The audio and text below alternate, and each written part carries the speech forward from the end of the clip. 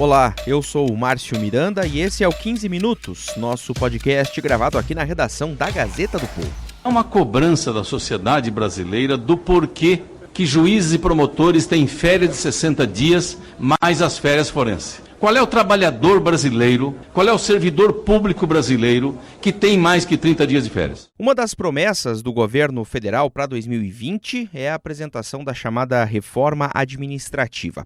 Ainda não se tem muitos detalhes da proposta, mas ainda no início lá das especulações sobre o conteúdo do projeto, um item já gerou barulho. A ideia é de reduzir de 60 para 30 dias as férias dos membros do Poder Judiciário e também do Ministério Público. Eu convidei aqui o Olavo Soares, ele que é repórter de República da Gazeta do Povo em Brasília e vai nos ajudar a entender, primeiro, se tem possibilidade disso acontecer e também falar das reações que rapidamente surgiram em relação à proposta.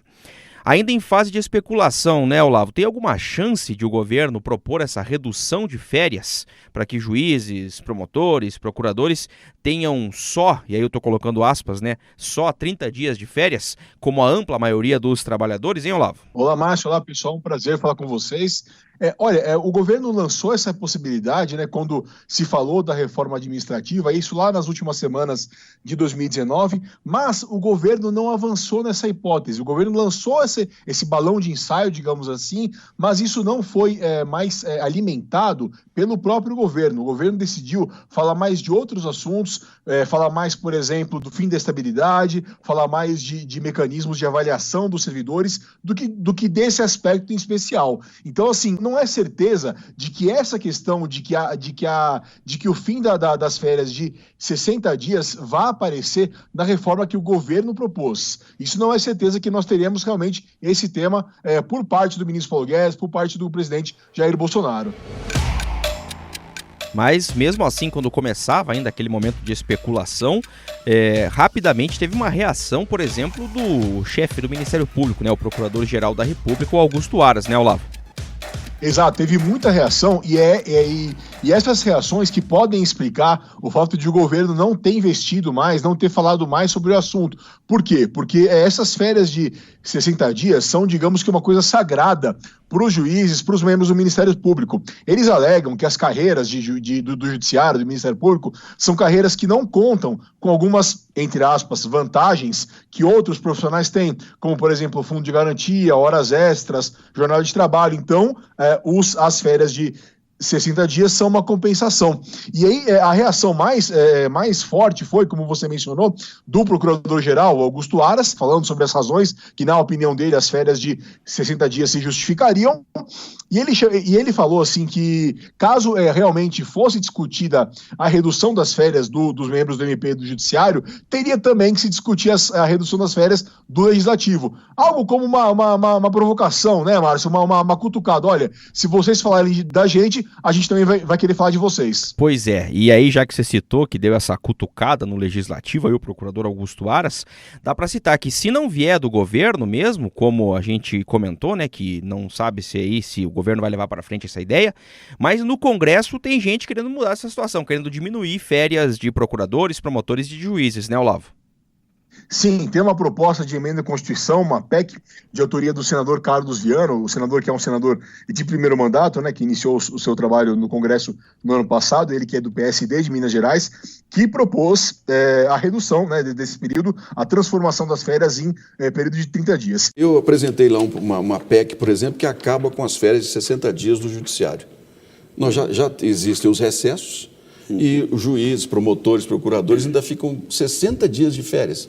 E quando eles se aposentam, chegam a receber fortunas das férias que eles não tiraram. Ele chamou a proposta ele chamou as férias de 60 dias de algo esdrúxulo e injustificável, né?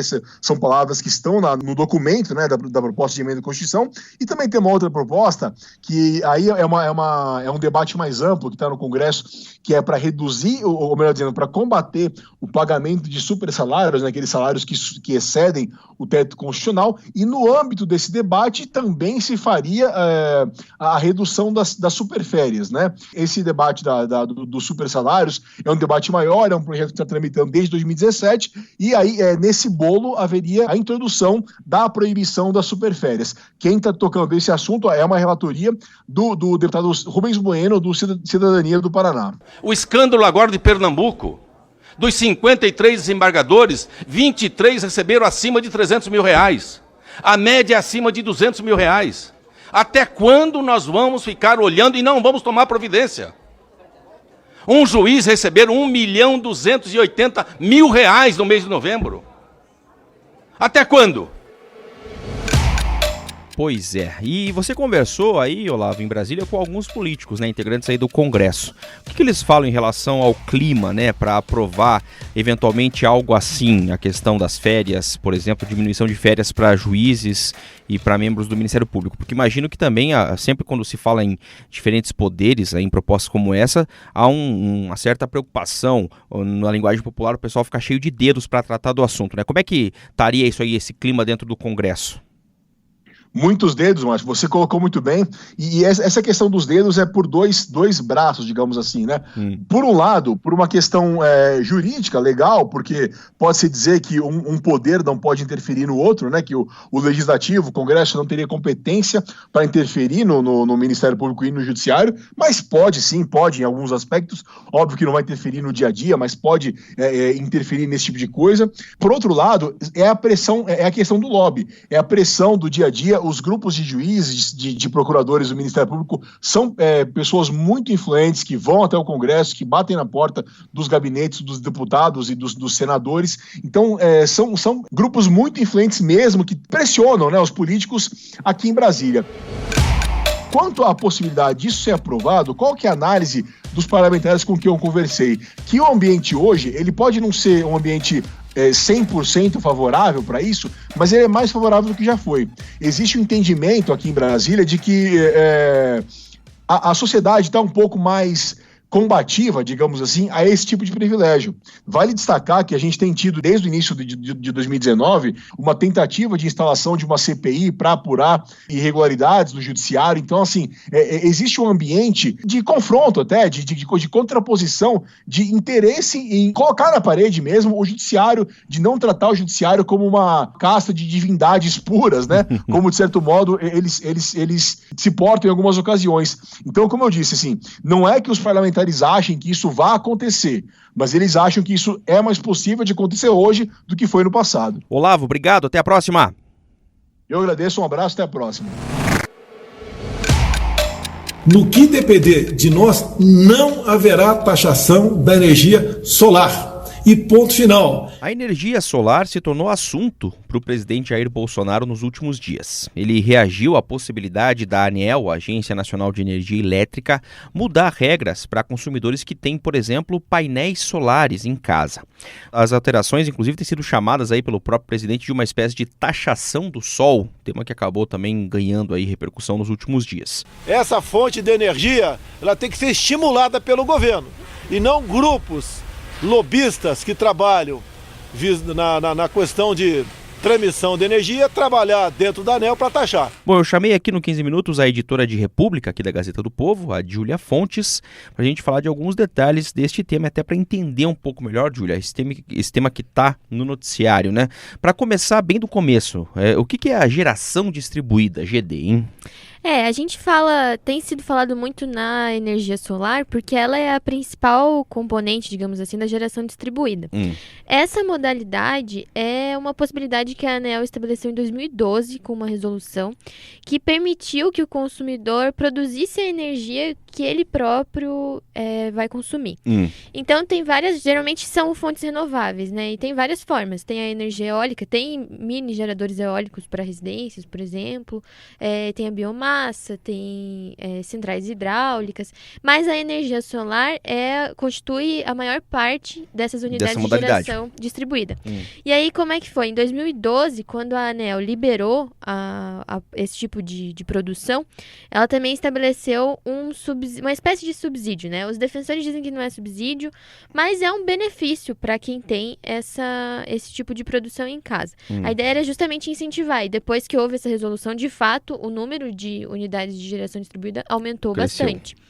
E aí, como é que funciona, então? Por exemplo, vamos dar um exemplo mais prático. Vamos lá. Se você tiver um painel solar na sua casa, se você gerar o que você vai consumir, você não paga nada, só paga aquela taxa mínima da conta de luz que todo mundo tem que pagar, né? Para distribuidora. Por exemplo, aqui no Paraná, para a Copel. Uhum. Mas tem outras possibilidades. Por exemplo, mesmo nesse caso, se você ficar kits, digamos assim, como se trata de energia solar, digamos, durante o dia o seu sistema está gerando energia porque tem sol. Claro. E você não necessariamente usa toda aquela energia. E aí você injeta energia no sistema. É o termo que a ANEEL utiliza. Porque tem a possibilidade de você armazenar em casa, mas isso é bastante caro, ter esse sistema. Uhum. Então, a maior parte dos sistemas é atrelada ao sistema normal, que abastece todo mundo. Sim. E aí, então, quando há esse excedente, ele vai para o sistema da distribuidora e vira um crédito, que eles chamam. Aí, por exemplo, de noite, não tem sol, o seu sistema não está gerando energia. Aí você usa a energia da distribuidora. Daí, como é que funciona? Se a quantidade for igual, você não paga nada. Você não paga, fica elas por elas. Sim. E esse crédito vale por 60 dias. Então, por exemplo, você pode armazenar, digamos assim, né? Você pode usar em outros meses o que você produziu nesse mês. Uhum. E aí, qual que é a questão? Porque a conta de luz que a gente paga não tem só o valor da energia. Tem também outros encargos, tem impostos, encargos, e tem uma taxa que diz respeito à distribuição. E o argumento é que quando há esse processo de injetar energia no sistema e depois pegar a energia de volta, você está usando o fio lá do poste, a estrutura de distribuição mesmo. Uhum. O poste, o fio, e você não está pagando nada por isso. E aí o que a ANEEL quer fazer é passar a fazer essa cobrança. Tirar esse benefício, porque hoje o consumidor que tem esse tipo de sistema não paga por esse processo, entende? Óbvio, se ele usar, por exemplo, ele usou mais do que ele produziu, ele usou... Então, energia do sistema, porque do sistema geral, né? Uhum. Porque, por exemplo, o sistema de painéis solares dele lá não é suficiente. Aí O que ele usou a mais, ele vai pagar normalmente como todo mundo paga. Sim, normal. O que diz respeito mesmo é essa troca de energia, digamos assim, que acontece entre os sistemas de energia solar e o sistema geral. Hoje, na saída do Palácio da Alvorada, o presidente da República retomou o assunto. Algum parlamentar deve apresentar projeto para taxação zero e a gente bota para votar em regime de urgência. Esse tipo de sistema requer um investimento alto, né? Sim. Então você leva algum tempo para recuperar. Óbvio, ao longo dos anos você recupera o dinheiro que você investiu. Mas isso demora, então você precisa ter um capital ali inicial para poder investir. E aí um dos argumentos é de que vai demorar mais tempo para a pessoa conseguir reaver o dinheiro que investiu e em alguns casos pode inviabilizar, porque esse tipo de sistema tem uma vida útil de 25 anos. E aí, dependendo do contexto, porque isso varia muito, né? De acordo com o lugar que você tá, a área que você tem para colocar os painéis. Então, dependendo do contexto, isso pode até acabar não compensando, entende? Porque você vai levar tanto tempo para recuperar o investimento, que não vale a pena. Que o seu sistema lá já vai estar obsoleto, já não vai estar funcionando direito, você já vai ter que trocar, já vai ter que gastar mais. Uhum. Então, esse é um dos argumentos. E também o fato de que a energia solar é uma energia limpa, então os defensores dizem assim, quando eu estou gerando energia solar na minha casa, por exemplo, eu estou beneficiando o sistema porque eu estou deixando de usar energia vinda de outras fontes, que podem ser fontes sujas, inclusive, como as termoelétricas. Sim. Né? Então, esses são os argumentos. Mas a ANEEL, por outro lado, defende que isso, na verdade, perpetua uma injustiça tributária. Porque como esses consumidores que têm os sistemas de energia solar não pagam essa taxa de distribuição, que chama Tarifa de Uso da Rede de Distribuição, a TUSD. Que você explicou lá no começo da nossa conversa, né? Esse custo, as distribuidoras, elas rateiam entre os demais consumidores. Então, na prática, quem paga... Eu e você, que não temos um sistema de energia solar em casa, não sei se você tem. Não tenho, ainda não instalei. Eu não tenho também, a gente paga pra quem tem. Uhum. E aí o argumento é que precisa fazer essa justiça tarifária. Agora, que fique bem claro que quem decide essa questão é a ANEEL, é a Agência Nacional de Energia Elétrica. É uma agência autônoma. os seus integrantes têm mandato. Eu não tenho qualquer ingerência sobre eles. A decisão é deles. Para fechar, Júlia, em que pé estamos aí na discussão, então? O presidente Bolsonaro fez essas reclamações, enfim, e disse até que conversou, né, com o representante da ANEEL, com o diretor da ANEEL. Como é que está a discussão do assunto? Então, a ANEEL já vem lá em 2015, porque a resolução inicial de 2012, em 2015 houve uma revisão, e eles estabeleceram em 2015 que em 2019 essas regras seriam novamente revistas. Então, no ano passado, a ANEEL começou esse processo, fez audiências públicas e viu que a questão ia dar bastante controvérsia. Sim. E abriu uma consulta pública sobre isso. Então, houve essa consulta, várias entidades e empresas deram contribuições, inclusive não interessadas, né? Porque a gente sabe, as distribuidoras estão interessadas, claro. As empresas de energia solar também, mas também, por exemplo, a Fundação Getúlio Vargas fez um estudo sobre o assunto, então recebeu várias contribuições. E aí chegou nessa proposta que inclui, então, essa taxa de distribuição no valor pago pelos consumidores de energia solar. Mas o presidente falou que conversou com o diretor da ANEEL e que a ANEEL não vai fazer isso mais e tal, mas não é bem assim que funciona, porque depois de todo esse processo, a ANEEL vai fazer uma decisão colegiada, né? Porque a ANEEL é uma autarquia independente. Né? Sim. Então, não é assim, o presidente não decide o que a ANEEL vai fazer. Inclusive, o próprio Bolsonaro falou isso em um dos vídeos que publicou no Twitter. A ANEEL tem uma reunião agora no dia 21, com os diretores, em que isso deve ser definido. Vamos ver o que vai acontecendo. Legal, a gente vai voltar a esse assunto com certeza aqui no 15 Minutos. Júlia Fontes, obrigado, até a próxima. Até a próxima. Terminando aqui mais um 15 Minutos, podcast diário de resumo e análise do noticiário da Gazeta do Povo. Lembrando que o 15 Minutos tem a produção da Maria Escrocaro, da Jennifer Ribeiro e do Moreno Valério, a montagem do Leonardo Bestloff e a direção de conteúdo do Rodrigo Fernandes. No programa de hoje você ouviu trechos de uma reportagem da Rede TV. Eu sou o Márcio Miranda e agradeço muito a sua companhia. Até amanhã.